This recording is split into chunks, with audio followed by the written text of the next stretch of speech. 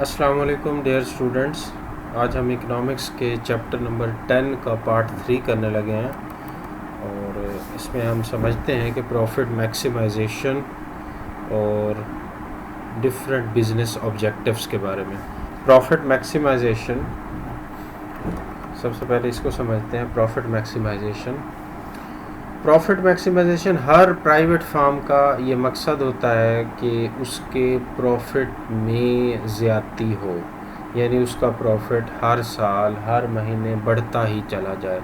Profit maximisation, profit एक होता है प्रॉफिट गेन करना, प्रॉफिट हासिल करना, नहीं, ये कह रहे हैं प्रॉफिट मैक्सिमाइजेशन, यानी प्रॉफिट आ रहा है हर साल बढ़े प्रॉफिट। ये नहीं कि हर साल सेम प्रॉफिट रहे, या प्रॉफिट तो है लेकिन अगले साल प्रॉफिट कम हो गया, उससे अगले साल कम हो गया, लेकिन है प्रॉफिट लेकिन कम हो गया। तो बात ये नहीं हो रही, बात ये हो रही है कि प्रॉफिट मैक्सिमाइजेशन जो प्राइवेट फार्म्स होती हैं, प्राइवेट सेक्टर्स होते हैं, उनका फंडामेंटल जो ऑब्जेक्टिव होता है ना, जिसकी खातिर वो बिज़नेस कर रहे होते हैं, वो यही है कि उनका प्रॉफिट बढ़े। अब वो प्रॉफिट है क्या, उसको देखते हैं कि प्रॉफिट को किस तरह कैलकुलेट किया जा सकता है। हम टोटल रेवेन्यू और टोटल कॉस्ट के बारे में पढ़ चुके हैं अपने लास्ट लेक्चर में। तो टोटल रेवेन्यू में से अगर टोटल कॉस्ट को लेस किया जाए तो जो अमाउंट बच के आती है उसको कहते हैं प्रॉफिट या लॉस। ठीक है। अब अगर रेवेन्यू कम है, कॉस्ट ज़्यादा है, तो लॉस होगा, जाहिर सी बात है। और अगर रेवेन्यू ज़्यादा है, यानी आपकी सेल ज़्यादा हुई है लेकिन कॉस्ट आपकी कम है, तो फिर आपको प्रॉफिट होगा। अब यहाँ पे उसने टेबल में बनाया हुआ है कि अगर 2 यूनिट बेचे जाएं तो रेवेन्यू बनेगा 1500। ठीक है ना, 2 बेचे जा रहे हैं, यानी 750 का एक यूनिट बेचा जा रहा है। 2 यूनिट अगर बेचे जाएं तो 1500 टोटल रेवेन्यू बन रहा है, और उनकी जो कॉस्ट है उन 2 यूनिट्स की वो 2100 रुपये बन रही है। तो अगर इन दोनों का फ़र्क निकालें तो total revenue minus total cast, आप देखें कि जो टोटल कॉस्ट है वो टोटल रेवेन्यू से ज़्यादा है, यानी 600 रुपये का हमें लॉस आ रहा है। आगे अगर 3 यूनिट हम बेचते हैं तो 3 यूनिट बेचने पे हमें जो रेवेन्यू रिसीव हो रहा है वो हो रहा है 2450, मिसाल ली हुई है उन्होंने। और हमारी 3 यूनिट्स बनाने पे जो कॉस्ट आ रही है वो 2450 है।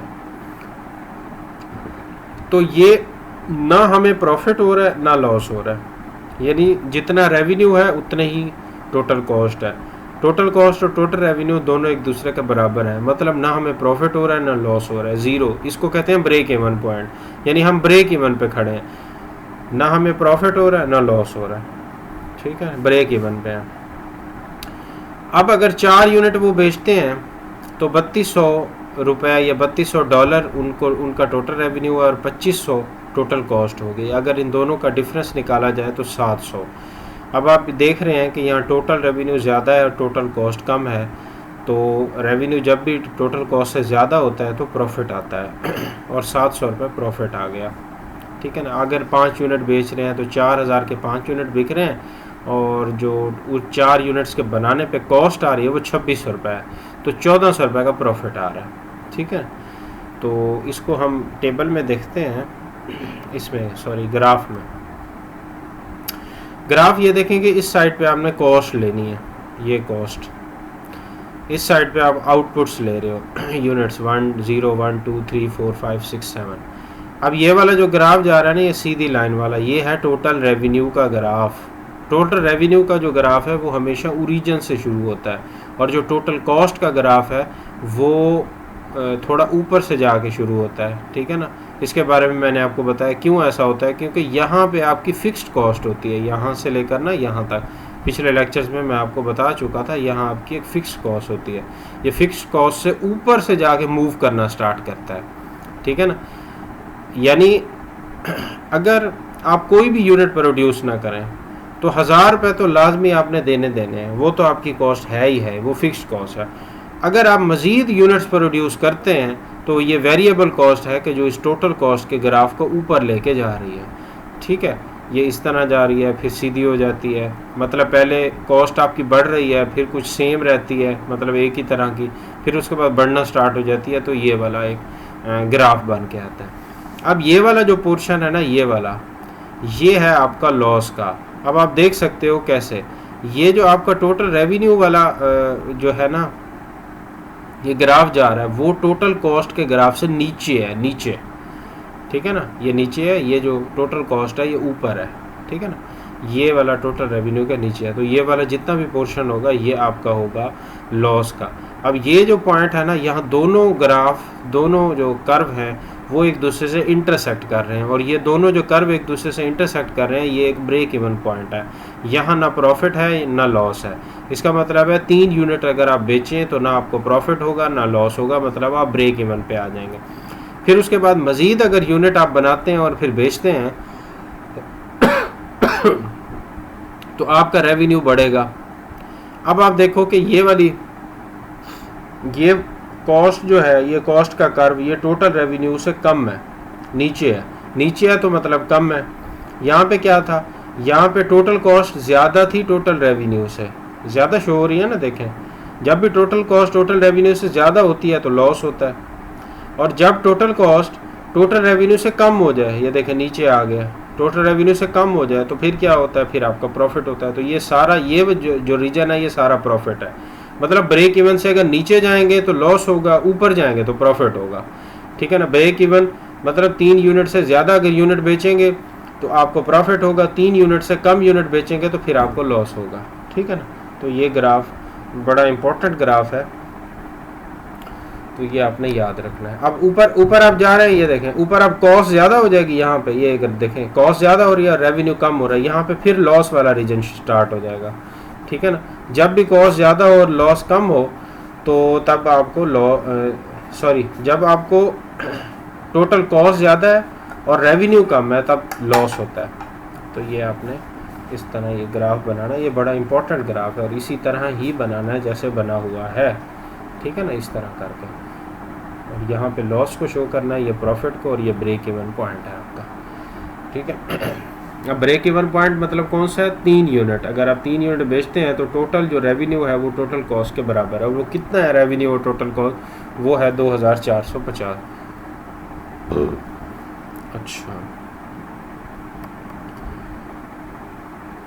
अच्छा, अब यहाँ पे कुछ फार्मूले लिखे हुए हैं, ये ऊपर उसने की डिटेल ही लिखी हुई है, मैं वो आपको बता देता हूँ। प्रॉफिट कैसे कैलकुलेट होता है बता चुका हूँ, total revenue minus total cost. Where the total revenue, total revenue को कैसे कैलकुलेट किया जा सकता है, एक यूनिट की प्राइस मल्टीप्लाई कर दो नंबर ऑफ यूनिट जितने सेल आउट कर रहे हो, ये टोटल रेवेन्यू, या उसको सेल भी कहते हैं, ठीक है, दो नाम है, टोटल रेवेन्यू या टोटल सेल। और टोटल कॉस्ट कैसे निकालोगे, fix cost plus variable cost. Fix cost और वेरिएबल कॉस्ट को जब प्लस किया जाए तो वो आपके पास टोटल कॉस्ट आएगी। टोटल कॉस्ट और टोटल रेवेन्यू कैलकुलेट करने के अलग अलग फार्मूले, इन्हें मिक्स नहीं करना। यहाँ पे दो चीज़ें, दो वेरिएबल्स एक दूसरे में प्लस हो रही हैं और ये दो वेरिएबल्स एक दूसरे से मल्टीप्लाई हो रहे हैं। फिर उसके बाद हम क्या करते हैं, जब ये हम टोटल रेवेन्यू और टोटल कॉस्ट निकाल लेते हैं, फिर टोटल कॉस्ट में से टोटल रेवेन्यू लेस करते हैं तो वो हमारे पास प्रॉफिट आ जाता है। और हमें पता है कि अगर टोटल रेवेन्यू कम होगा टोटल कॉस्ट से तो इसका मतलब है लॉस है, और टोटल रेवेन्यू टोटल कॉस्ट के बराबर होगा तो ब्रेक इवन पॉइंट है। अगर टोटल रेवेन्यू टोटल कॉस्ट से ज़्यादा आ जाता है तो फिर प्रॉफिट होगा, ठीक है ना। और इसके बाद यहाँ पे वो ये कह रहे हैं when the total revenue minus total cost is the greatest, यानी ज़्यादा से ज़्यादा डिफरेंस है इन दोनों के दरमियान, टोटल रेवेन्यू और टोटल कॉस्ट के दरमियान ज़्यादा से ज़्यादा डिफरेंस है, तो इसका मतलब है वो सबसे ज़्यादा प्रॉफिट है, सबसे ज़्यादा उस फर्म का। अच्छा, उसके बाद ये देख रहे हैं एवरेज, एवरेज प्रॉफिट या मार्जिनल प्रॉफिट, इसके निकालने के दो तरीके उन्होंने बताए, एवरेज जो है प्रॉफिट या मार्जिनल प्रॉफिट। अब वो यहाँ पे कैसे बता रहे हैं, एवरेज रेवेन्यू निकालना हमने पिछले लेक्चर में सीख लिया था। एवरेज रेवेन्यू में से लेस करें एवरेज कॉस्ट तो आपके पास एवरेज प्रॉफिट आ जाएगा, ठीक है। एवरेज कॉस्ट कैसे निकाली थी, total cost divided by number of units, और एवरेज रेवेन्यू कैसे निकालना था, total revenue divided by number of unit, तो आपके पास एवरेज प्रॉफिट आ जाएगा। एवरेज रेवेन्यू में से एवरेज कॉस्ट निकालेंगे तो एवरेज प्रॉफिट आ जाएगा। हाँ, इसका एक और भी तरीका है निकालने का कि अगर प्रॉफिट को डिवाइड कर दो नंबर ऑफ यूनिट पे, प्रॉफिट को डिवाइड कर दो, टोटल प्रॉफिट जितना भी प्रॉफिट हुआ है उसे नंबर ऑफ यूनिट्स पे डिवाइड कर दो, कि जितने यूनिट आपने बेचे हैं उन नंबर ऑफ यूनिट पे डिवाइड कर दो, तो तब भी एवरेज प्रॉफिट आ जाता है, ठीक है। ये मैंने आपको समझा दिया। ये एप्लीकेशन आपने करनी है, आसान सी है, इसमें कोई मुश्किल नहीं होगी। अब ये अदर बिजनेस ऑब्जेक्टिव्स हैं। कुछ बिजनेस का जो मेन ऑब्जेक्टिव है वो तो यही है, प्रॉफिट मैक्सिमाइजेशन, और फिर और भी कुछ ऑब्जेक्टिव्स दिए हुए हैं। अब इसके जो बेनिफिट्स हैं वो आसान से, एक बार आप पढ़ना आपको समझ आ जाएंगे। अभी टाइम ज़रा कम है क्योंकि मेरा टेस्ट था और फिर रमज़ान शरीफ स्टार्ट हो गया, तो इस वजह से मैं सुबह बना नहीं पाया आपका लेक्चर। इंशाल्लाह नेक्स्ट वीक से आपको टाइम पे हफ्ते वाले दिन दोनों लेक्चर मिल जाया करेंगे इंशाल्लाह। तो अभी मैं आपके टेस्ट को मद्देनज़र रखते हुए और कम वक्त को मद्देनज़र रखते हुए मैं शॉर्ट आपके लिए बना रहा हूँ। जो पॉइंट्स ज़्यादा एक्सप्लेनेशन मांग रहे हैं वहाँ मैं ज़्यादा टाइम लगा रहा हूँ। जो ऐसे टॉपिक्स हैं जो आप इजीली खुद कर सकते हो वो जो है ना उसको मैं ज़रा स्किप कर दूँगा, ताकि इस दफ़ा कर लो, नेक्स्ट टाइम डिटेल में समझाऊँगा। प्रॉफिट मैक्सिमाइजेशन ये तो मेन ऑब्जेक्टिव होता है ऑर्गेनाइजेशन का, यानी ज़्यादा से ज़्यादा प्रॉफिट बनाना। प्रॉफिट सेटिस्फेक्शन का क्या मतलब है? पहले तो ये बताता चलूँ, ये जो प्रॉफिट सेटिस्फेक्शन है, सेल रेवेन्यू मैक्सिमाइजेशन है, ग्रोथ है, इन्वायरमेंटल ऑब्जेक्टिव है, सोशल रिस्पॉन्सिबिलिटी, सर्वाइवल, ये जितने भी ऑब्जेक्टिव्स हैं ये भी फार्म्स के ऑब्जेक्टिव होते हैं। लेकिन जो सबसे मेन ऑब्जेक्टिव फार्म का होता है ना वो होता है कि प्रॉफिट मैक्सिमाइजेशन, उसका प्रॉफिट बढ़े, ज़्यादा से ज़्यादा प्रॉफिट है हो, उसका हर साल प्रॉफिट बढ़ता रहे। ठीक है, तो ये हमने इसको तो पढ़ लिया था। अब profit satisfaction make enough profit to satisfy shareholder and other stakeholder. अब शेयर होल्डर कौन होते हैं? जो कि ऑर्गेनाइजेशन में इन्वेस्ट करते हैं, ठीक है ना, उनको डिविडेंड दिया जाता है। जब भी ऑर्गेनाइजेशन साल के एंड पे देखती है कि उसे कितना प्रॉफिट हुआ है तो उस प्रॉफिट में से कुछ हिस्सा वो शेयर होल्डर में तकसीम कर देती है। तो अब शेयर होल्डर को सेटिस्फाई करना, प्रॉफिट सेटिस्फेक्शन, यानी प्रॉफिट के थ्रू शेयर होल्डर को या स्टेक होल्डर को सेटिस्फाई करना, ये भी ऑर्गेनाइजेशन का प्रॉफिट सेटिस्फेक्शन एक ऑब्जेक्टिव होता है। इसके अलावा सेल रेवेन्यू मैक्सिमाइजेशन, यानी ये नाम से ही शो है कि रेवेन्यूज़ को यानी अपने सेल्स को बढ़ाना, ये भी एक मकसद होता है। ग्रो करना किस लिहाज से? यानी साइज़ में भी ग्रो करना, आउटपुट में भी। साइज़ में कैसे कि आपकी जो कंपनी थी वो 1 करोड़ की है, अब आप जो है ना आपने प्रॉफिट कमाया, वही प्रॉफिट री इन्वेस्ट किया ऑर्गेनाइजेशन के अंदर, अब आपकी जो कंपनी है वो 1.5 करोड़ की हो गई है, फिर 2 करोड़ की, इस तरह मतलब ग्रो होती जा रही है आपकी कंपनी, ग्रोथ कर रही है, ये साइज़ में। और आउटपुट में कैसे कि आपकी सेल्स हर साल बढ़ती जा रही हैं, हर महीने बढ़ती जा रही हैं, तो ये भी ऑब्जेक्टिव होता है। आगे लिखे हो इनके फ़ायदे, ये पढ़ लेना, अगर समझ नहीं है मैं वॉइस मैसेज में समझा दूंगा। इन्वायरमेंटल ऑब्जेक्टिव क्या है? मेंटेन और improve the environment by making it healthier such as reducing the pollution. अब ऑर्गेनाइजेशन इन्वायरमेंट को पोल्यूट भी करती हैं, ठीक है। जब भी ऑर्गेनाइजेशन मिनरल्स को यूज़ करती हैं, फ्यूल को यूज़ करती हैं, जनरेटर वगैरह चलाने के लिए, फैक्ट्रियों को चलाने के लिए, मशीनरी को चलाने के लिए, तो उससे कार्बन डाइऑक्साइड इमिट होकर इन्वायरमेंट को वो पोल्यूट कर रही होती है, ठीक है ना। इन्वायरमेंट को क्लीन रखना ये भी ऑर्गेनाइजेशन का एक मकसद होता है कि वो अपनी तरफ से इन्वायरमेंट को पोल्यूट ना करें, उनकी वजह से इन्वायरमेंट पे कोई बुरे असरात नहीं होने चाहिए। फिर उसके बाद अगला एक मकसद होता है ऑर्गेनाइजेशन का सोशल रिस्पॉन्सिबिलिटी ऑब्जेक्टिव, यानी वो अपने आप को सोशली रिस्पॉन्सिबल समझते हैं, यानी हम ऐसे प्रोडक्ट्स बनाएंगे जो लोगों के लिए नुकसानदेह नहीं होंगे, उन्हें फ़ायदा दें, ठीक है ना। अगर फ़ायदा नहीं भी दे रहे तो चलो नुकसान तो ना देना उन्हें, ये इनकी सोशल रिस्पॉन्सिबिलिटी होगी। सर्वाइवल ये कि इतनी मनी तो हम बनाए ना, इतना प्रॉफिट तो हमारा होना चाहिए कि हम मार्केट में सर्वाइव कर सकें, ये ना हो कि हमें हर साल लॉस होता जाए और हम मार्केट में सर्वाइव ही ना कर सकें। सर्वाइवल भी ऑर्गेनाइजेशन का एक ऑब्जेक्टिव होता है, और ऑर्गेनाइजेशन चाह रही होती है कि इतना पैसा तो हम कमाएं कि हम हमारे जो अखराजात है वही तो चलो निकलते रहें, यानी ये समझो कि हम ब्रेक इवन तक तो पहुंच जाएं। ब्रेक इवन के बाद प्रॉफिट स्टार्ट होता है ना, ब्रेक इवन तक तो पहुंच जाए। ब्रेक इवन ऐसा पॉइंट होता है कि जहाँ ना प्रॉफिट हो रहा है ना लॉस हो रहा है, ठीक है। तो ये पढ़ लेना, ये आसान सा है, ठीक है ना। वो ये बता रहा है कि जो पब्लिक सेक्टर होती हैं उनका मकसद प्रॉफिट मैक्सिमाइजेशन नहीं होता अक्सर पब्लिक सेक्टर का, लेकिन कुछ का होता है जो उन्हें प्रॉफिट होता है वो दोबारा फिर कम्युनिटी के ऊपर लगा देते हैं। पब्लिक सेक्टर मतलब ये गवर्नमेंट की ऑर्गेनाइजेशन जो होती हैं, जो लोगों की भलाई के लिए काम कर रही होती हैं, उनका मकसद प्रॉफिट कमाना नहीं होता। अगर उन्हें प्रॉफिट होता भी है फिर वो दोबारा उसमें री इन्वेस्ट कर देते हैं उसी ऑर्गेनाइजेशन में। और जो प्राइवेट सेक्टर होते हैं, सबसे पहला जो उसका ऑब्जेक्टिव होता है वो होता है सर्वाइवल, कि अपने आप को सर्वाइव करवाएं, ठीक है ना, यानी मार्केट में सर्वाइव तो करवाएं आहिस्ता आहिस्ता, यानी ब्रेक इवन पर तो आए, ब्रेक इवन के बाद आहिस्ता आहिस्ता वो प्रॉफिट कमाते चले जाएंगे, ठीक है ना। इसी तरह यहाँ पे वो लिख रहा है farms objective might change over time. जो फार्म के ऑब्जेक्टिव होते हैं ना वो वक्त के साथ साथ बदलते रहते हैं। पहले उसका ऑब्जेक्टिव होता है सबसे पहला सर्वाइवल, कि मैं सर्वाइव तो करूँ मार्केट के अंदर, फिर उसके बाद प्रॉफिट्स जो है ना मैक्सिमाइजेशन, प्रॉफिट सेटिस्फैक्शन, यानी ये जितने ऑब्जेक्टिव्स हैं ना ये इस एक ही दम सारे वो ऑब्जेक्टिव नहीं बना लेते कि हमारा ये भी मकसद है, ये भी मकसद है।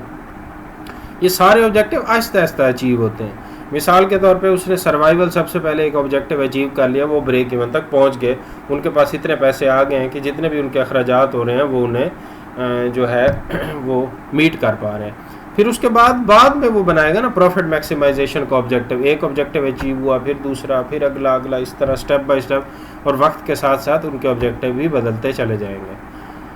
तो ये था टॉपिक। अब आगे है मेथड्स टू इंक्रीज प्रॉफिटेबिलिटी, कि हम अपनी प्रॉफिटेबिलिटी को कैसे बढ़ाएं। अब प्रॉफिट को कैलकुलेट करने का एक ही फार्मूला है, प्रॉफिट या loss is equal to total revenue minus total cost. अब ये दो चीज़ें हैं, या तो आप टोटल रेवेन्यू को बढ़ा दें या कॉस्ट को कम कर दें, ठीक है ना। रेवेन्यू बढ़ेगा तो प्रॉफिट बढ़ेगा, कॉस्ट कम होगी तो तब भी प्रॉफिट बढ़ेगा, ठीक है। ये दिखाता हूँ आपको इस फार्मूले से, ये देखें, ये आपका फार्मूला होता है ना, total revenue minus total cost. या तो टोटल कॉस्ट को कम कर दें या टोटल रेवेन्यू को बढ़ा दें, तो तभी आपका ज़्यादा प्रॉफिट आ सकता है। दो ही तरीके हैं। अब टोटल रेवेन्यू को किस तरह बढ़ाया जा सकता है, टोटल कॉस्ट को किस तरह कम किया जा सकता है, ये देखना है हमने। ये तो पता चल गया कि करना क्या है, अब उसको कैसे करना है उस काम को ये समझते हैं कि रेवेन्यूज को कैसे बढ़ाएंगे। Reducing the selling price if demand is elastic. अच्छा सॉरी तबीयत ज़रा ख़राब है। इफ़ डिमांड इज़ इलास्टिक, अब मैंने ये वाला चैप्टर मेरे ख्याल में आपको नहीं पढ़ाया, आपने बाद में ज्वाइन किया मुझे, कि डिमांड इलास्टिसिटी क्या होती है, सप्लाई इलास्टिसिटी क्या होती है। तो फ़िलहाल इससे थोड़ा सा मैं एक्सप्लेन करता हूँ, अगर डिटेल में आपको समझ ना भी आए तो फिर आपको बाद में समझा दूँगा, लेकिन इलास्टिसिटी वाला चैप्टर पढ़ाने के बाद ही ये बेहतर तरीके से समझ आएगा। देखिए मैं आसान लफ्ज़ों में ये बता देता हूँ शॉर्ट करके, कि डिमांड इलास्टिक का ये मतलब होता है कि अगर प्राइस चेंज की जाए तो डिमांड ज़्यादा चेंज हो जाती है। प्राइस 1% चेंज हो रही है तो डिमांड जो है वो 2% चेंज हो रही है, ज़्यादा चेंज हो रही है, ठीक है ना। प्राइस से ज़्यादा परसेंट चेंज हो रही है तो उसे कहते हैं इलास्टिक। अगर डिमांड इलास्टिक है, यानी प्राइस को चेंज करने से डिमांड बहुत ज़्यादा चेंज हो जाती है, तो फिर आपको जो प्राइस है वो कम कर देने चाहिए। प्राइस कम करेंगे तो डिमांड बढ़ेगी क्योंकि प्राइस का और डिमांड का जो है ना इन्वर्स रिलेशन होता है। प्राइस आप कम करें तो डिमांड बढ़ती चली जाती है। और अगर सिचुएशन क्या हो, डिमांड इलास्टिक हो तो तब। लेकिन अगर डिमांड इन इलास्टिक है, यानी डिमांड इन इलास्टिक का ये मतलब है कि अगर आप प्राइस चेंज करते हो, 1% प्राइस चेंज करते हो, तो जो डिमांड है वो 1% से भी कम चेंज होती है, ठीक है ना। प्राइस को आप 1% कम करते हो तो जो डिमांड है वो 0.5% मिसाल के तौर पे बढ़ती है। यानी जितने परसेंट प्राइस में चेंज आ रहा है उतने परसेंट डिमांड में चेंज नहीं आ रहा। तो अगर ये सिचुएशन है तो फिर आपने प्राइस कम नहीं करनी, फिर आपने प्राइस को बढ़ाना है। जब डिमांड इलास्टिक हो तो तब प्राइस को कम करें। जब प्राइस को कम करेंगे तो डिमांड बहुत ज़्यादा बढ़ जाएगी और फिर आपकी सेल बढ़ना स्टार्ट हो जाएगी बहुत ज़्यादा। लेकिन अगर डिमांड ही इन इलास्टिक है तो फिर आप प्राइस को कम ना करें। प्राइस को कम करेंगे तो आपको नुकसान होगा, आप प्राइस को थोड़ा सा बढ़ा दें, ठीक है ना। तो अगर प्राइस को बढ़ाएंगे तो आपका असल में तो हमारा मकसद ये है ना, हम क्या सीख रहे हैं, हमारा रेवेन्यू कैसे बढ़े, ठीक है ना। पहला एक जो ऑब्जेक्टिव हम सीख रहे हैं वो हमारा रेवेन्यू कैसा बढ़े। फिर दूसरे में देखेंगे कि हमने कॉस्ट कैसे कम करनी है। अभी रेवेन्यू बढ़ने के तरीक़ेकार पे गौर कर रहे हैं। फिर उसके बाद वो कह रहे हैं increasing the demand for the product through advertising, मतलब मार्केटिंग करके एडवर्टाइजिंग करके आप अपनी डिमांड को बढ़ाएं, लोग आपके प्रोडक्ट को डिमांड करें, आपके प्रोडक्ट की सेल बढ़ेगी तो रेवेन्यू बढ़ना स्टार्ट हो जाएगा। Improving the quality of the product offer, जो आप प्रोडक्ट ऑफर कर रहे हैं उसकी क्वालिटी को बढ़ाएं, क्वालिटी से कस्टमर सेटिस्फाई होकर आपके प्रोडक्ट को बार बार परचेज करेगा और सेल बढ़ेगी, और इस तरह जो है आपका गोल जो है ना वो अचीव हो जाएगा कि टोटल रेवेन्यू बढ़े, टोटल रेवेन्यू बढ़ेगी तो प्रॉफिट बढ़ेगा। आगे है diversifying by providing a wider range and the variety of good and services, यानी आप एक गुड ना दें, आप वैरायटी ऑफ गुड दें। जैसे ये लेज़ वाले हैं, ये इनके फ्लेवर्स भी मुख्तलिफ हैं, इनकी प्राइस भी मुख्तलिफ है, 10 वाला पैकेट भी मिल जाता है, 20 वाला मिल जाता है, 50 वाला मिल जाता है। भाई एक ऐसा शख्स है कि जिसकी जेब में 20 रुपये है और उसका दिल कर रहा है चिप्स खाने का, और 20 वाला पैकेट ही ना हो लेस का, तो फिर वो तो नहीं परचेज़ कर पाएगा ना। अगर 20 वाला 10 वाला पैकेट है तो वो इजीली परचेज़ कर लेगा। तो इस तरह आपकी सेल बढ़ेगी, ठीक है ना, सेल बढ़ेगी तो आपका प्रॉफिट बढ़ेगा। तो ये बाकी चीज़ें भी इसी तरह, ठीक है ना। अब वो आगे कह रहे हैं कि या तो आप सेल बढ़ा लें यानी रेवेन्यू को बढ़ाएं, या फिर आप अपनी कॉस्ट को कम करें। अब कॉस्ट को कम करने के वो क्या तरीके बता रहे हैं। कॉस्ट को कम किया जा सकता है by increasing productivity, minimizing the waste and inefficiencies, or expanding in size of the firm to benefit from economies of scale. Economies of scale को चैप्टर नंबर 12 में हम जाके पढ़ेंगे। यानी वो यहाँ कह रहे हैं कि अगर आप अपनी प्रोडक्टिविटी बढ़ा देते हैं तो फिर आपकी जो कॉस्ट ऑफ प्रोडक्शन है वो कम हो जाएगी, और आपके जो वेस्टेज हो रही हैं, चीज़ें वेस्ट हो जाती हैं, वो वेस्ट की भी तो कॉस्ट पड़ जाती है ना। उसकी वेस्टेज, चीज़ों के जो वेस्टेज हो रही है अगर वो कम से कम होगी तो फिर आपकी कॉस्ट भी कम होगी, ठीक है ना। जब कॉस्ट कम होगी तो फिर आपका प्रॉफिट ज़्यादा होगा। तो हमने ये तरीके देखे कि किस तरह हम प्रॉफिट को बढ़ा सकते हैं। प्रॉफिट को बढ़ाने के दो तरीके हैं, या तो रेवेन्यू बढ़ा दो या कॉस्ट कम कर दो। अब रेवेन्यू बढ़ाने के तरीके भी हमने देख लिए और कॉस्ट को कम करने के तरीके भी हमने देख लिए। तो अब नेक्स्ट मैं रिकॉर्डिंग करता हूँ पार्ट, ये आपका 3 चल रहा है ना, ये मैंने पढ़ा दिया इकोनॉमिक्स चैप्टर 10 पार्ट 2, और अब मैं आपको कराऊंगा पार्ट 3 ये चल रहा है, इसके बाद पार्ट 4 प्रोडक्टिविटी, और उससे बाकी जो आपका कोर्स है वो प्रोडक्टिविटी में ले आता हूँ, इसमें अगले पार्ट में ले आता हूँ, ठीक है। अल्लाह हाफिज़।